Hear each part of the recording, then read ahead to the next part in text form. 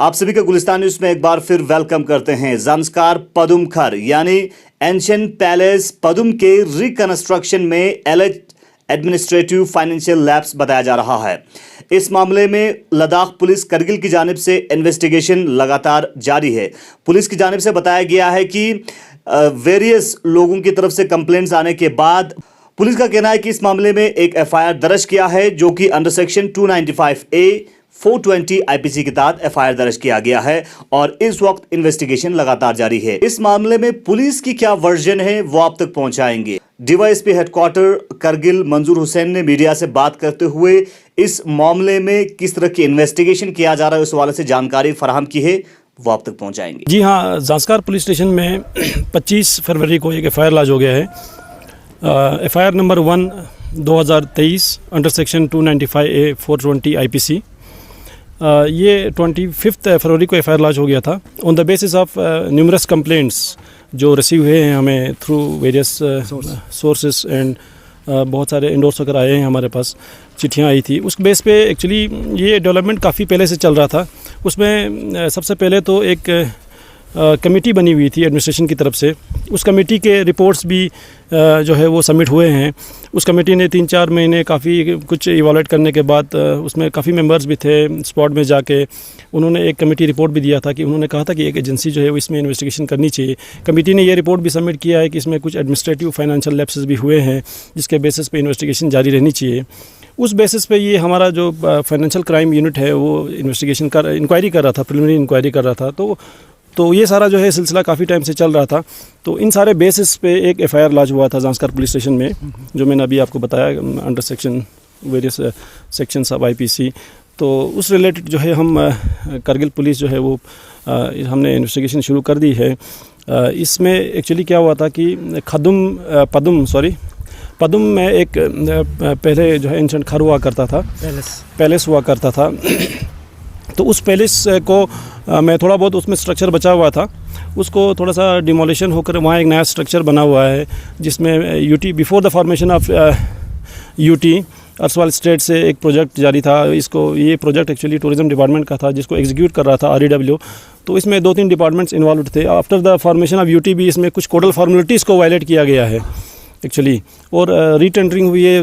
DPRs 2-3 बार बने हुए हैं। कुछ फाइनेंशियल लैप्सेस भी कमेटी ने रिपोर्ट सबमिट किया था हुए हैं जो पाए गए। अभी हम इन्वेस्टिगेशन तो जारी है, हम देख रहे हैं कि किसका क्या रोल है इसमें। Tourism department, executive councillor, Zanskar affairs और REW Kargil, rural engineering Kargil जो इस प्रोजेक्ट को चला रही थी, उसमें लूपहोल्स हम सारे देख रहे हैं। इन्वेस्टिगेशन जारी है, किसका कितना रोल है वो सारा जो है वो टाइम टू टाइम आपको अपडेट किया जाएगा। सर, जो केस हुआ है ये आपने बताया तकरीबन 2019-20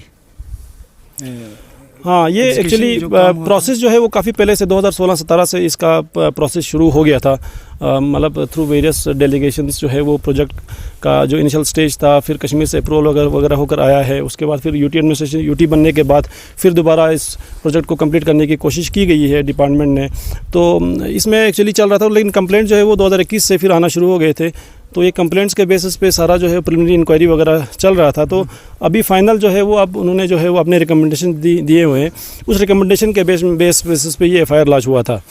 तो दूसरा ये है कि अभी हम तफ्तीश जारी कर रहे हैं डिपार्टमेंट्स में। हम जाके जो है वो इस इंक्वायरी के रिलेटेड या जितने भी डॉक्यूमेंट्स इस प्रोजेक्ट के रिलेटेड जितने भी डॉक्यूमेंट्स हैं इनके पास, डिपार्टमेंट के पास, चाहे वो in the form of DPRs हों या बहुत सारे जितने भी कागज़ चले हैं, वो सारे हम सीज़ कर रहे हैं। मैं पिछले 2-3 दिनों से रूरल डेवलपमेंट के ऑफिस से, REW के ऑफिस से, टूरिज्म डिपार्टमेंट के ऑफिस से, आज हम एग्जीक्यूटिव काउंसलर के वहाँ से भी हम पूछताछ करने आए थे। तो इस रिलेटेड इन्वेस्टिगेशन जारी है। तो आगे आपको बताया जाएगा कि किसका इतना रोल है। सर, 2021-22 जैसे आपने बोला सर कंप्लेंट्स आपको आने लगे, तो अब जाके 2023 में जो है इसका इन्वेस्टिगेशन शुरू हो रहा है। तो इससे आपको नहीं लगता सर कि कहीं ना कहीं अपोजिशन पार्टी की जानिब से इलेक्शन भी नज़दीक है सर, इसका कोई स्टर्न या ऐसा कुछ? नहीं जी, इसमें एक्चुअली कंप्लेंट्स जो मिले थे 2021-22 में जो आ गए थे, उसमें एक्चुअली आप किसी भी कंप्लेंट को लेके आप डायरेक्टली जाके एफआईआर लॉन्च नहीं कर सकते हैं। इसमें एक्चुअली प्रिलिमिनरी इंक्वायरी चल रही थी। कमेटी ने अपना टाइम लगाया रिपोर्ट सबमिट करने में। तो मुझे नहीं लगता है कि इसमें ऐसा कुछ रोल है। हम तो अपना काम कर रहे हैं, पुलिस की इन्वेस्टिगेशन तो हमें करनी है कि किसी के बेस पे, किसी के बहकावे में आके तो हम ये काम नहीं कर सकते हैं या न करेंगे। तो सर आखिरी सवाल होगा सर, एक क्वेश्चन थोड़ा इंपॉर्टेंट था सर।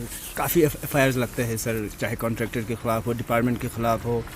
रिसेंटली आपने लोगों ने देखा सर, लैंड माफिया के ख़िलाफ़ भी काफ़ी एफआईआर्स तो दर्ज होते, बस उसका कोई आउटपुट हमें देखने को नहीं मिल रहा है सर लद्दाख पुलिस द्वारा।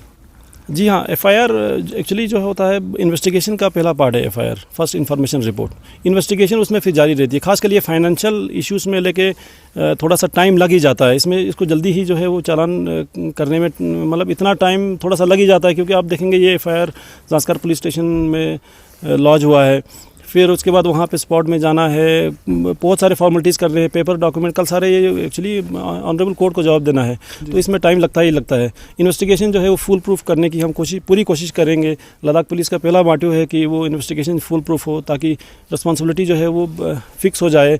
हमें भी जवाब देना है कल ऑनरेबल कोर्ट के पास। तो ऐसा कुछ भी नहीं है कि किसी के बहकावे में या किसी और बेसिस पे हम ऐसा काम करते हैं। तो अभी का जो प्रेजेंट जो इशू है सर, जो केस आया है, उसका अब नेक्स्ट स्टेप क्या होगा? Last question. अभी जैसे कि आपने मतलब सुना कि अगले 2-3 दिनों से जब से एफआईआर लॉन्च हो गया है, तो हम जितने भी डॉक्यूमेंट्स हैं, इसमें कोई भी इशू है, वो सारे जो है डॉक्यूमेंट्स हम इसको सीज़ करने की कोशिश कर रहे हैं, सीज़ कर रहे हैं। पूछताछ जारी है बहुत सारे एजेंसीज़ के पास। इन एजेंसीज़ के पास हम गए थे, आपने देखा होगा कल परसों 3 दिन से, तब से हम बैठे नहीं हैं। आज हम यहाँ पे आए थे कौंसल सेक्रेटरीट में, एग्जीक्यूटिव काउंसलर के ऑफिस में भी। तो जितना हो सके हम इसको जो है वो इन्वेस्टिगेशन को फर्दर स्पीड अप करने की कोशिश करेंगे। इस केस से रिलेटेड और भी खुलासे आप तक पहुंचाते रहेंगे। आप देखते रहें गुलिस्तान न्यूज़।